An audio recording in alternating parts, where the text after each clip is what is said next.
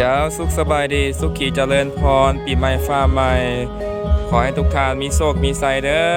ปีนี้วัดศรีสุมังคลามบ้านศรีสะอาดนี่ก็ถือว่าพร้อมแล้วที่จะนำพาออกตนญาติโยมจัดงานบุญปีใหม่ฮดส่งพระพุทธรูปเนาะพร้อมแล้วเด้อพาลูกพาหลานมาฮดมาส่งบรรยากาศเนาะถือว่าวัดศรีสุมังคลามก็ถือว่าจัดนักจัดเต็มคือกันเนาะอลังการพิเศษมีโรงทานทุกมื้อเด้อโรงทานน้ำเนาะน้ำส้มน้ำหวานกาแฟขนมขนมมีครบเนาะต้อนรับขับสู่ออกตนญาติโยมสุขุสุทานยินดีต้อนรับสุขุสุคนเด้ออยากมาฮดมาส่งพาขอพรปีใหม่ฟ้าใหม่ผู้ใดมาฮอดเจ้าถึงกะย่อมือสาธุบุญกุศลเอาน้ำหอมมาฮดมาส่งเนาะพระพุทธรูปวัดศรีสุมังคลาม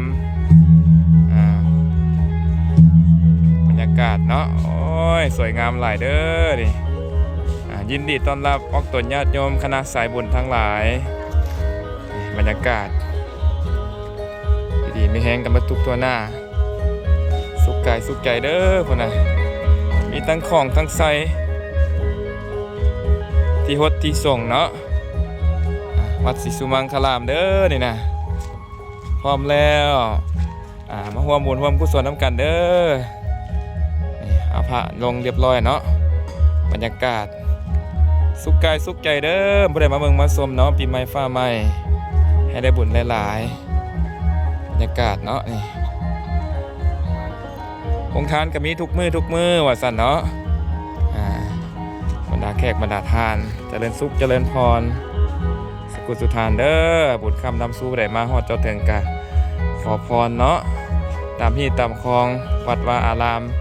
กะเอาพระเอาอย่างลงเนาะเพื่อที่ให้ศรัทธาญาติโยมเฮาได้มาฮดมาส่งขอพรสัมมาคารวะนี่คือว่าบรรยากาศสวยงามหลายเด้อพุ่นเนาะมันดอกหมอกดอกไม้ก็หลายสิ่งนาประการฟิวธรรมชาติเด้อปีนี้จัดแบบฟิวธรรมชาติว่าซั่นเนาะมีต้นไม้ต้นตอกดอกไม้ดอกหญ้าหลายสิ่งหลายอย่างเด้พุ่นน่ะวัดศรีสุมังคลามบ้านศรีสะอาดเนาะมาเด้อญาติพี่น้องออกตนญาติโยมทีมงานสายบุญเจริญทุกข์เจริญพรปีใหม่ฟ้าใหม่บรรยากาศเนาะโอ้พุ่นน่ะอลังการ